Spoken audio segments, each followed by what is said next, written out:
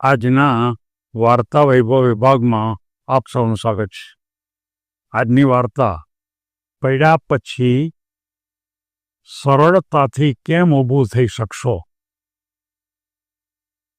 મિત્રો, આ વાર્તાનો હેડિંગ આપણને એમ કહે છે કે આપણે જીવનમાં અનેક વાર પડશું એટલે શારીરિક પડશું એટલી પૂરતી વાત નથી, પણ કોઈક વાર આપણે અભ્યાસમાં નાપાસ થશું, કોઈક વાર ધંધામાં ખોટ જશે, કોઈક વાર તમારા જે દાંપત્ય જીવન છે એમાં એકબીજાને સરખું નહીં આવે.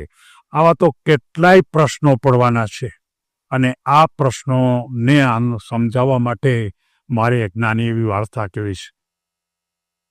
કોઈ એક યુવાન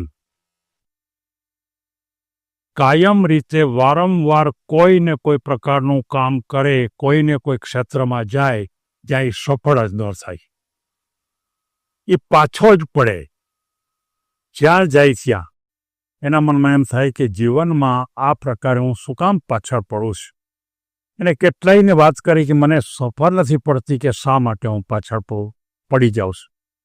ત્યારે કોઈકે એમ કીધું કે ભાઈ, તું છે ને કોઈ એક મનોવૈજ્ઞાનિક પાસે જા, અને આ મનોવૈજ્ઞાનિક અહીંથી 15 કિલોમીટર દૂર આવેલા ગામની અંદર રહે છે, અને તું એને મળ અને એની સાથે વાત કર.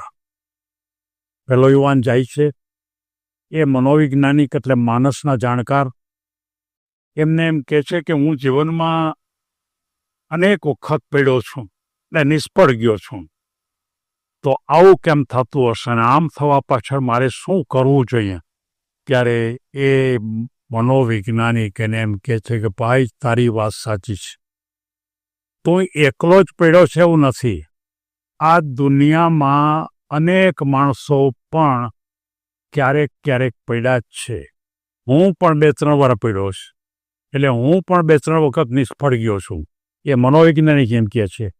પણ કુદરત આપણને જ્યારે પાડે છે ત્યારે એની પાછળના કારણમાં એક કારણ એવું છે કે આપણને વધારે તાકાતવાળા બનાવવા માંગે છે. કોઈ પણ માણસ એમનેમ એક ધારો સીધો આગળ વધતો જ જાય તો એ જીવનમાં અમુક મર્યાદાથી વધારે વધવાનો નથી, એનો છેડો આવી જશે. પણ વચમાં જો એ પડતો જાય થોડીક વાર, તો પાછો ઊંચે જોવા માટેની વધારે શક્યતા વધતી જાય. એટલે મનોવૈજ્ઞાનિકે ફરીવાર કીધું કે કુદરત આપણને પાડે છે ત્યારે આપણને ખરેખર વધારે ઊંચાઈ ઉપર લઈ જવા માંગે છે. પણ એ વખતે આપણે ધ્યાન રાખવું પડે. શું ધ્યાન રાખવું પડે? કે પડ્યા પછી આપણે ઊભું કેમ થવું. આપણે જો પડ્યા જ રહી યાં પડ્યા એટલે યાં બેઠા જ રહીએ, આપણે ઊભા જ ન થઈએ, જો આવા પ્રકારનો જો વર્ગ હોય તો એ જીવનમાં કોઈ દી આગળ નથી વધી શકતો. દાખલા તરીકે તું, એટલે કે જે યુવાન હતો એને એમ કહે કે તું પડ્યા પછી ઊભો જ નથી થતો. ઊભો નથી થતો એટલે એનો અર્થ એ થયો કે જેની અંદર તું પડ્યો એના માટેનો બીજો, ત્રીજો, ચોથો પ્રયત્ન તે કરતો જ નથી. એટલે કે એક તો પડેલા માણસો છે એ ત્યાં ને ત્યાં પડ્યા રહીએ છે.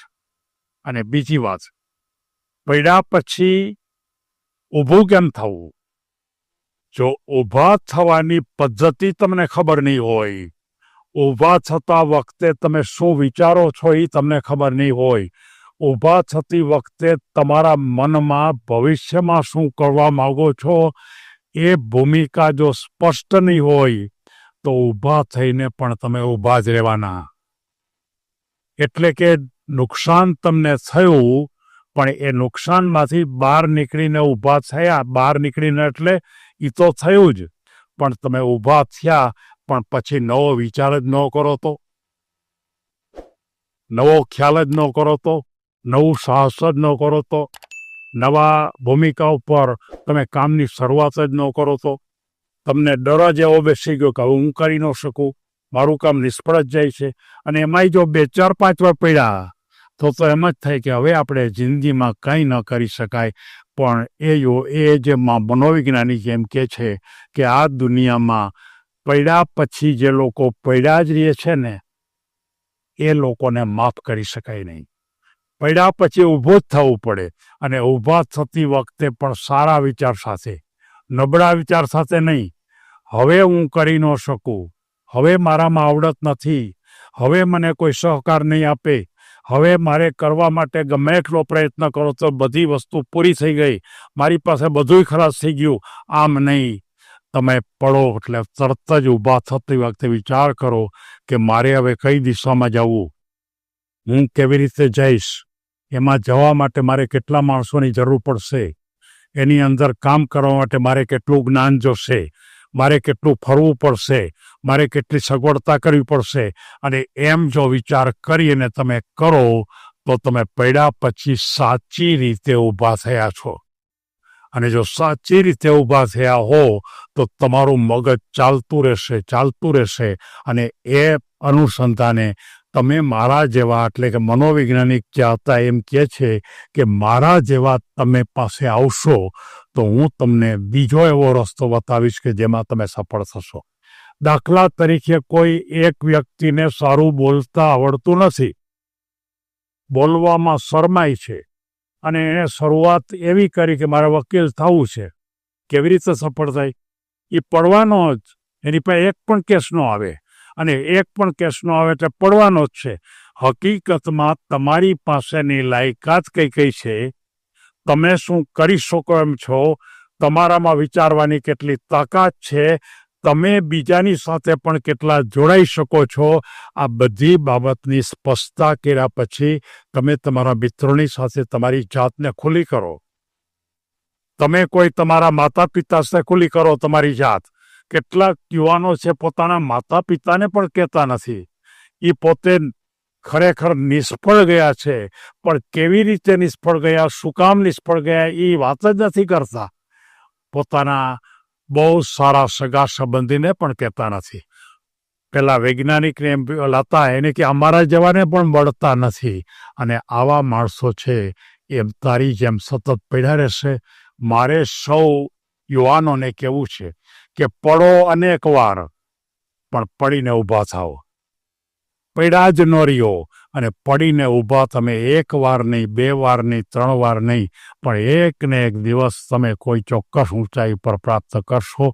જેટલી વાર વધારે ભૂલો કરશો, જેટલી વાર વધારે તમે પડશો, એટલા ઊંચા જવા માટેની તક વધારે છે. તમે જોઈ શકશો કે હાઈ જમ્પ, લોંગ જમ્પ માટે તમારે જો સારામાં સારા પ્લેયર થવું હોય તો પહેલાં પાછળ જવું પડે, અને પછી દોડીને તમે કરો તો જ થઈ શકે. આપણા સૌ મિત્રો આને વાતને સમજશે અને ખૂબ આગળ વધશે એવી શુભ ભાવના સાથે સૌને ધન્યવાદ.